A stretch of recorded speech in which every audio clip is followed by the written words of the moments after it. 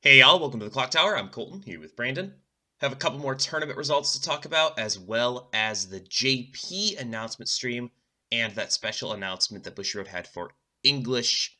Let's get right to it. We'll start with the Melbourne Regional on November 25th. 75 players. Very meta-heavy regional, which you usually expect out of Australia, different from the Sydney Regional than we saw earlier this year, though. MTI 8 standby wins, with a pair of Kanata Marines coming second and third. Standby salvage Kaguya in fourth. Rounding out top 8, a pair of 8 standby Quints, 8 standby MTI, and a Tokyo Revengers list that featured both the Dual Laners package and the oversized Pachin package. So, pretty standard stuff by and large in this regional. These are the decks that we've kind of come to expect to be at the top for the most part. So, MTI, Hololive, Quintuplets. Our friend Darcy, who has been on Kanata Marine for a long time now, piloted it to third place, so he will be at Worlds, which is pretty exciting. Brandon, what are you seeing here with this top 8? Yeah, I agree. These are a lot of decks that we expected to see. MTI is a bit of a surprise to me that it's been able to get such high representation with the Quints now out, but it's been able to continually reach that top 8 and pretty effectively too. So Quints falling just short of getting into that top 3. But yeah, overall, all this is definitely falling in line with expectations of going into this. Next, the Mauvais France Regional 8 Pants AOT. It's that tournament. Pair of 8 standby quintuplets go second and third. AOT salvage into the old top end, finishing fourth. Two Soul Sunshine making top 8, as well as a pair of 8 standby quints again, and Coronet Marine Hololive. 67 players in this tournament. AOT has been relevant. There were kind of widely differing opinions on whether or not AOT was going to be top of the meta or potentially irrelevant altogether, and it settled kind of into the middle. It doesn't show up at every tournament, but it's definitely capable of getting tops and even occasionally getting a win like we see in France. It's definitely getting the representation that we kind of expected it would. Congrats to Ian on getting first place with AOT. I think that additional support, especially now, has kind of been shown to help get some of those decks to that top tier. With 2 AOT decks in the top 4, AOT is definitely showing that it deserves to be a contender in that top discussion. Yeah, and I think that the AOT support is in line with what a lot of the meta currently is right now in terms of power level. And we've talked about this multiple times already, but that means we have a balanced meta, right? We have 7 or 8 different things that you can play and have a reasonable expectation that you could not only top, but win, right? MTI, Danmachi, Quintuplets, Slime, Hololive, all these things that are, in play. Kaguya, which frankly I thought was more or less dead, has been seeing a resurgence with the unbanning. So Kaguya is still playable. AOT being on that list, I think is good for the game in general. The rest of this regional, more stuff you would have expected. 8 standby quintuplets has probably been the most consistent deck in this meta, although that crown could definitely be taken by anything with a Marine top end as well. 3 of them getting top 8, including 2 more getting Worlds invites. Another Love Live Sunshine. You see Love Live Sunshine from time to time still, just because, doing good damage is good. The 8 2 soul list that leans into that 2 soul combo at 1 and then just tries to swing for massive amounts of damage over and over and over again, which is a viable strategy when you have extra swings almost every turn with Sunshine. That's also like the lowest Hololive has been in a regional where Hololive was legal.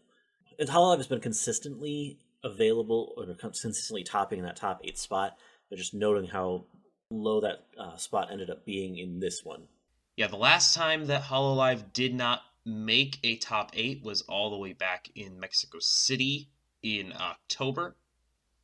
So it's been almost 2 months since Hololive has missed a top 8. This is its lowest finish since then. Makes up for the time that it was 7 of the top 8 in the Philippines at the end of October, I guess. But you're right, Hololive not being as dominant in this event as we've seen in previous ones. Of course, we don't just have BCS results today. We also have that special announcement from Monday night. Shadowverse Evolve is coming to English. This is not the first time that a third game has been brought into English by Bushiroad. Future Card Buddy Fight was Bushiroad's third card game offering for a number of years until it was canceled almost 2 years ago now, I think. So Bushiroad's been down this road before. As a Weiss player, this announcement feels mixed.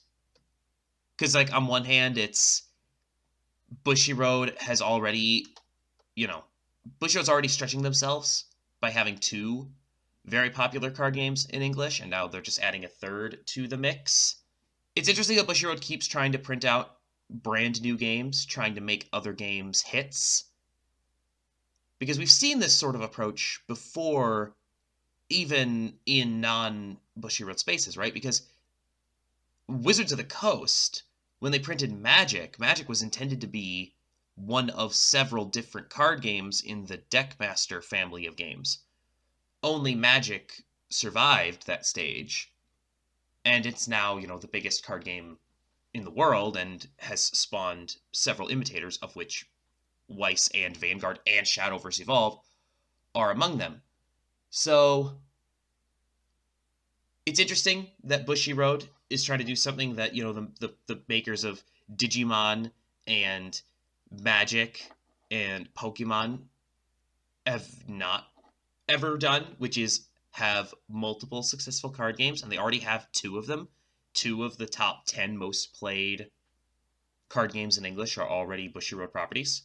So I'm always a little bit worried that when they do something like this, that they're going to thin their own market, that people will not pick up Shadowverse Evolve as a both and, but as an either or, that they'll jump in as opposed to playing Weiss or playing Vanguard. And Weiss has become more and more popular in the past couple of years. It's exploded in popularity, especially with the release of popular sets.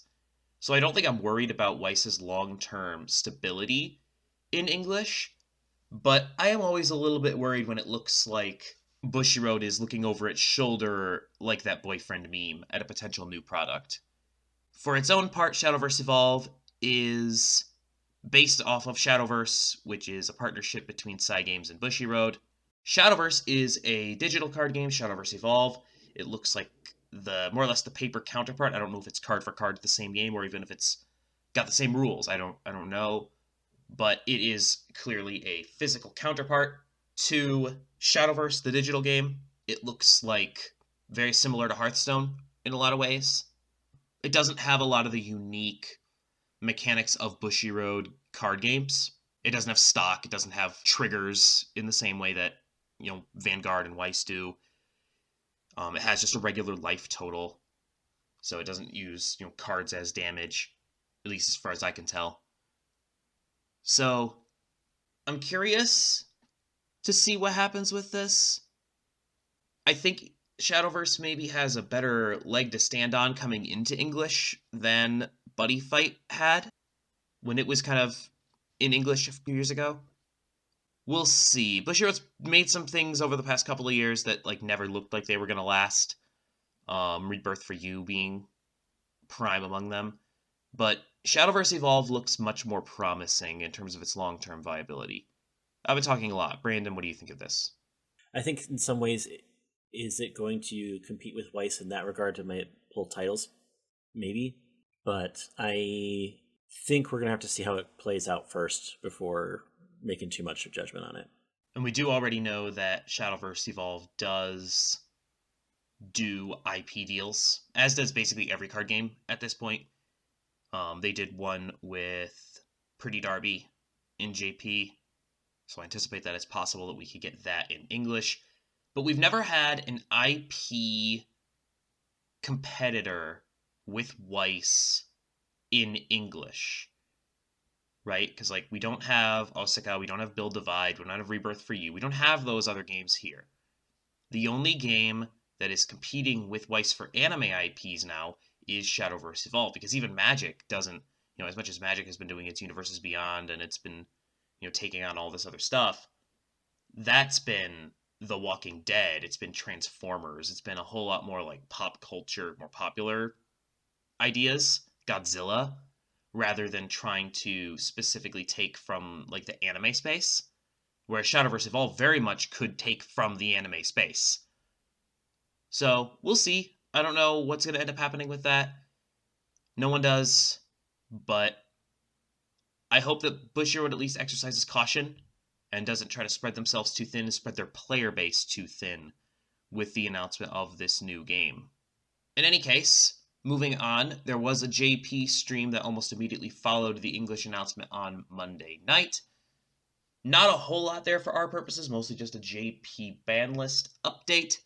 And that ban list was updated to include some stuff that may become relevant in JP, most notably the level 3 quintuplets top end for the standby list has been limited to 2, and in a move that English-only players basically didn't see coming, the Sora deck in Hololive, the Neg Soul, is now on a choose one of two restriction between the Sora and the Sora-specific Kanan that keeps the Neg Soul on board. We haven't seen a ton of the Sora list in English. I think it's got one top 8 in BCS. It's a good deck, but by no means an overpowered one. But apparently it's been giving more trouble to JP players than English players, so Bushiroad has decided to restrict it. Usually we see JP ban list changes end up in English. Like, that's just something that has happened ever since the English ban list was announced. But I think there's a very real question as to whether or not we're going to get the Sora ban, and maybe even the Quince ban. Nothing has really been super dominant in English this year. We've had, a handful of things that are good, like we talked about, but we don't have one thing that's just running roughshod. We barely have a better deck than others in a lot of these sets, Hololive specifically. But even though, 8 Standby Quince is probably the most played deck in the format right now, I don't know if this ban is going to happen. Like, based off of precedent, I would say it's likely to happen because we saw it happen with Mushoku Tensei. But it's very possible that this is a JP only ban. Brandon, do you think that this ends up being banned in English? Or restricted, I should say. I think the important part to see from this list is that Quince got hit again as it's gotten additional support. So I would not be surprised if coming up here pretty soon that we actually get a English ban on Quince. I wouldn't be surprised by that. Because one of the important things really from the streams that we had over the past couple days is that there's going to be another English video come up here pretty soon with the English winter stream announcements. The little teaser that we got recently was just a separate thing from what's going to be coming up for English in an additional video. So I wouldn't be surprised if we do get that Quince ban on its way, especially in preparation for the movie set incoming. How much of that ban, I'm not sure, but I think that we'll see some kind of addition for that in English. I don't think that we'll see the Sora ban for Hololive, only because we haven't seen the results to kind of tie into that either, to be fair.